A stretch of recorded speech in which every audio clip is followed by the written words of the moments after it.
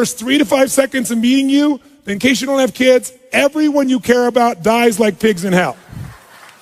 It's that important they like you. Let's see if you use your body differently. Ready? Go, go, go.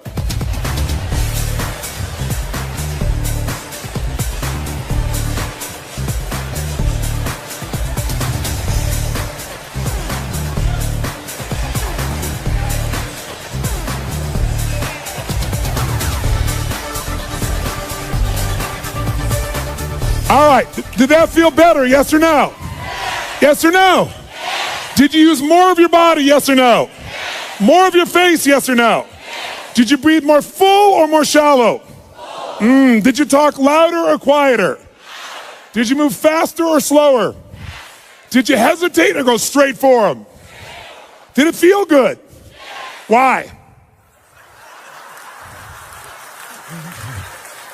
Because emotion is created by motion.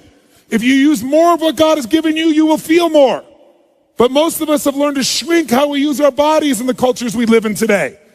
Most people's idea of exercise is fill the tub, pull the plug, and fight the current. People get injured typing today. Ooh, that hurts. Scary. Use your body, you will feel more alive. And the same thing is true with these couples. Now, was that the best greeting you're capable of giving another human being? Yes or no? Some of you are saying yes, most of you are saying no. Let's review the exercise. I said if you don't give your best, everyone you care about dies like pigs in hell. And you still didn't give your best? We need to talk. Listen, if you said no, I respect you because you were honest. Because whenever we say we've given our best, it's always a lie. Because whenever you get there, what do we always discover? There's another level. Every 4 years for centuries in the Olympics, what happens? People run faster, they jump higher, they lift more weight. Every 4 years for thousands of years. How has this happened? Drugs, that's how. No. No, that was just a recent thing. The point of the matter is, whenever you get to where you think your best is, it opens up another possibility. And this is what couples have to see. They think they've already had their best days in the beginning. And some of us have been guilty of encouraging or agreeing with that. And that's the worst thing you could possibly do. This idea, when I first started coming out doing the things I was doing, I'll never forget the attacks on me was, he's raising people's expectations and they're going to be disappointed. I hope the hell so. Disappointment. If you don't have a higher expectation and get disappointed, you're not going for anything. You're not alive. And besides, that disappointment will either drive you or crush you. You get to decide which one it's going to be. Absolutely. So, since that clearly wasn't the best one you're capable of giving, we have to take up one more level. You say, what are we going to do, get naked? No.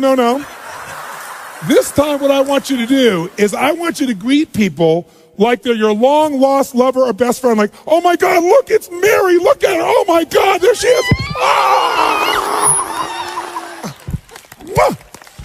I want you to greet people like your long-lost lover or best friend. Ready, go, go, go.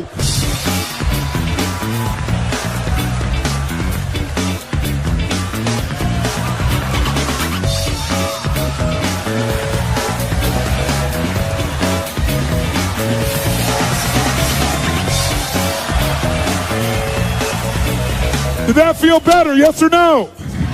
Yes or no? Did you use more of your body or less of your body? More of the muscles in your face or less? Did you breathe more air in or were you more shallow? Yes. Did you talk faster or slower? Did you hesitate or go straight for them? Did you talk louder or quieter? Did you touch them? Oh yeah. Did it feel good?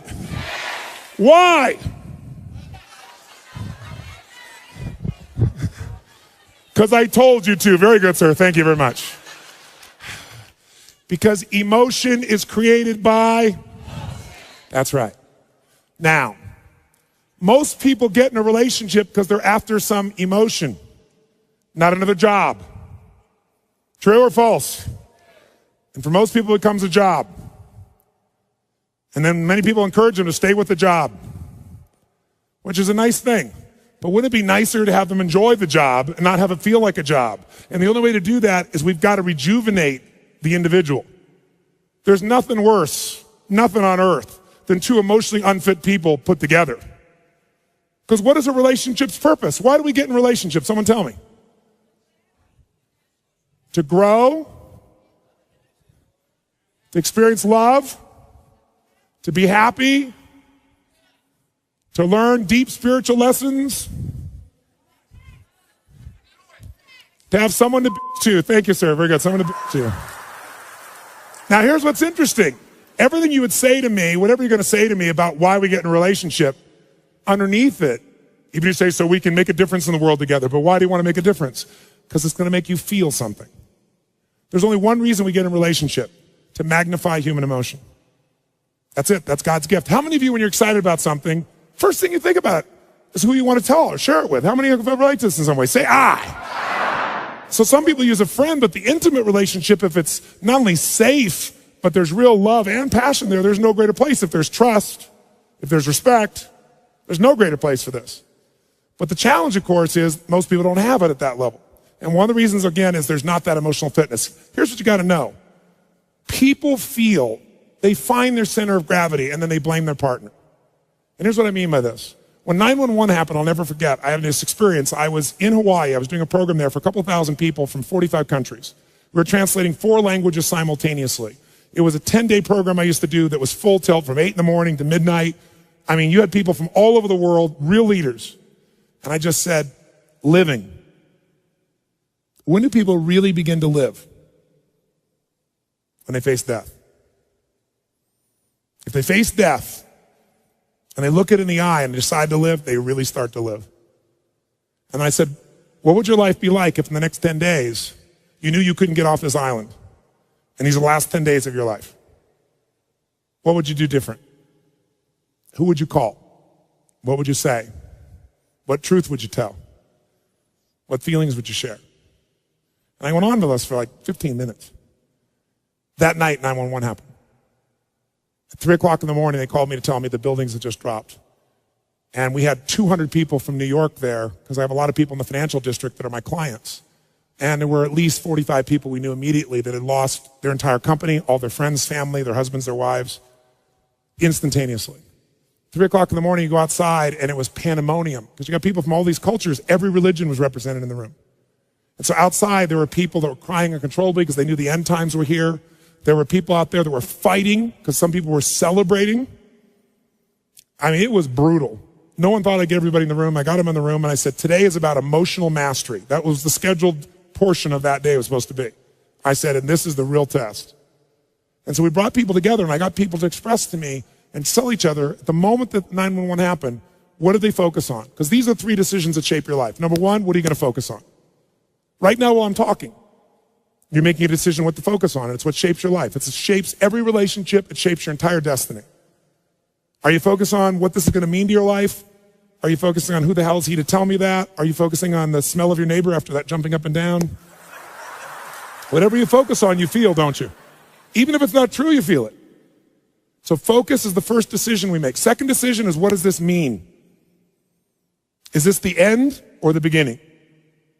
If you think it's the end in a relationship, you're going to behave very differently than if you think it's the beginning. Is God punishing me with this? Is God teasing me? Is God challenging me?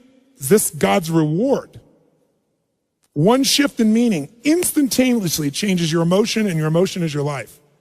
And then the third decision we make every moment is, what are we going to do? Pull back, go forward, give up, sit down, stand up, make it happen. So I ask people, what'd you focus on? What did it mean? What'd you decide to do? People stand to share this. And afterwards, one woman raised her hand, and she was from New York, and she said, you know, last night after your talk, she said, my boyfriend had asked me to marry him. And I told him no, because my previous fiance had been murdered and killed, kidnapped and killed. And she said, I'm not over that. And he said, well, you go to that stupid seminar, then it's over between us. And she said, then fine, it's over. And she said, then when you said that first night, I got chills. So I called him last night at midnight to leave a message to tell him how much I love him, that I want to marry him. And she said, he called me back at 3 o'clock this morning. She said, but I didn't get the message, but I have it here. And he was at the top of the World Trade Centers where he worked. And she actually has a voice. She was on Larry King later on sharing this. And he plays this thing on, and he says, honey, I can't tell you what it means to me to get your message and to know that you love me. You can't imagine how much I treasure it. And he said, unfortunately, I have bad news. He said, I don't know what's happened, but the whole building's on fire. And he said, I'm not going to get out. And he said, so I just want you to know, he said, that I love you so much and that you've touched my heart and my soul so much. And if there's only one thing I could say to you is you must be asking why God would do this to you twice with two different men. He said, I don't know, but maybe it's a lesson, honey, that whatever you do every day of your life, love and don't ever hold it back again. Don't hold back love. Don't hold back anything. Love every day you've got. I love you. And he hung up. Everyone in the room is crying uncontrollably. And then the first man who stands up is a man from Pakistan. He says, I just want to say I'd like to hold your hand and say that I feel sorry for you and cry with you, but frankly, I'm from Pakistan. I'm a Muslim. This is retribution. It was like a war broke out in the room.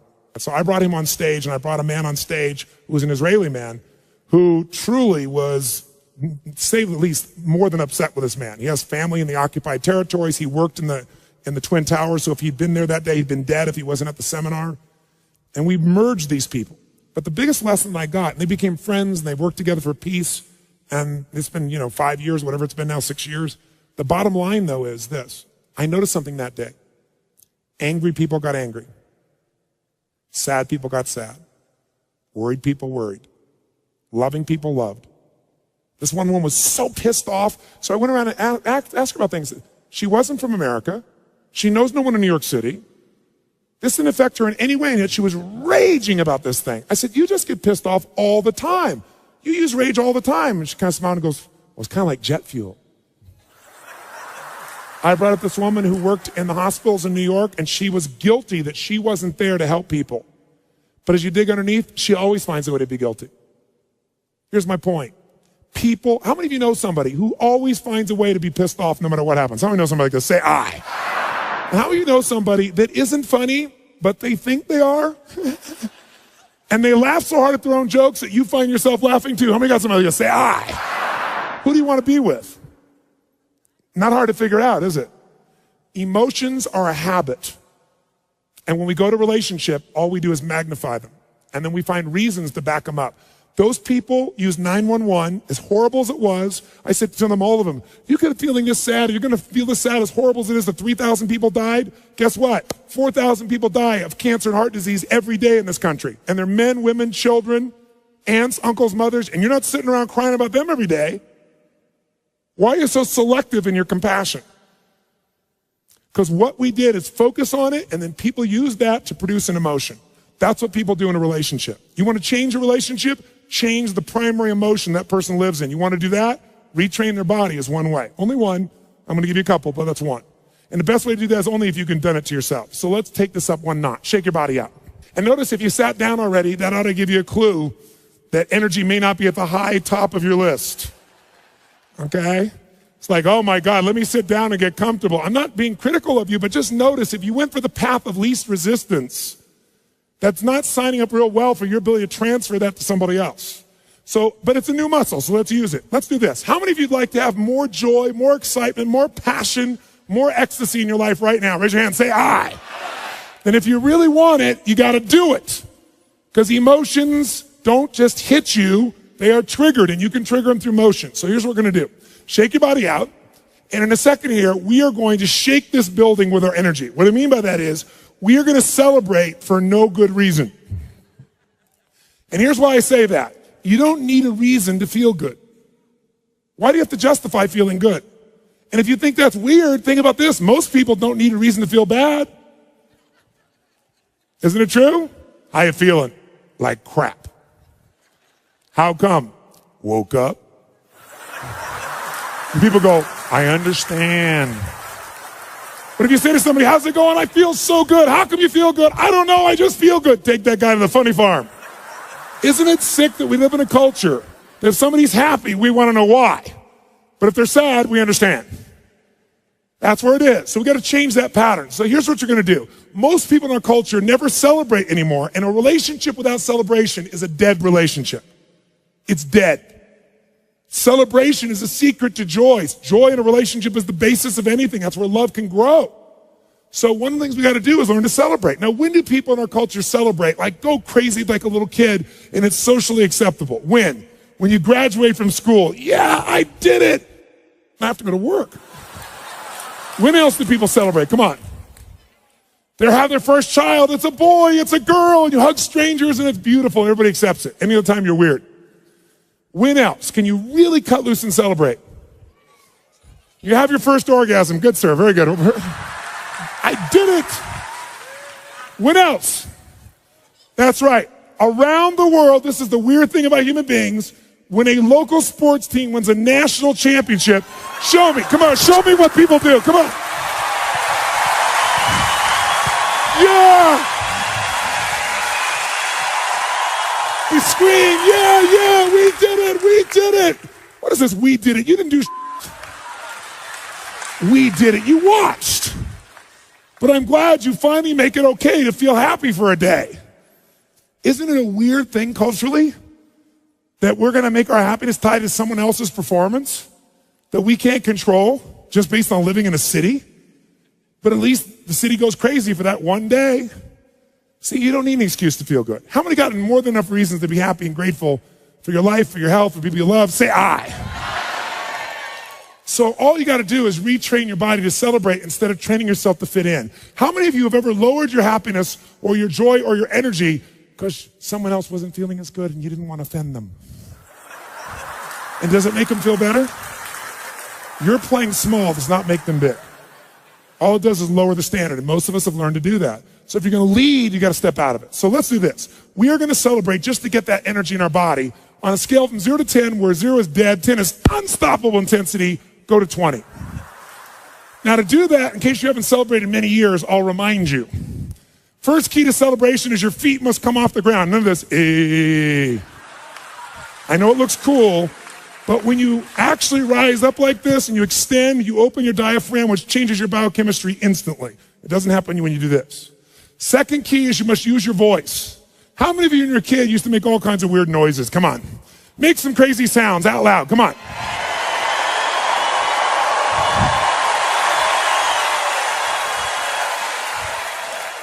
I got a question for you. How many of you in this room love to sing when no one's around? You're in your car, you're singing, you're rocking. You get to the stoplight, you're still singing, rocking. You look over, the person in the car next to you is staring at you like this. What do? You quickly pick up your cell phone, act like you've been talking to someone. Why do we sing even though we don't sound good? Why do we like it? That's right, because emotion is created by, and to sing, you have to move parts of your body you don't normally move. And if you don't use it, so we like it even though we don't sound good. So when you're celebrating, you're gonna extend and you're gonna make sound like crazy. How many want to go for it? Say I. Then your job is to outdo the old person next to you with your intensity. We're gonna clap till we get to 3, and then we'll do it. 1, 2, 3, go!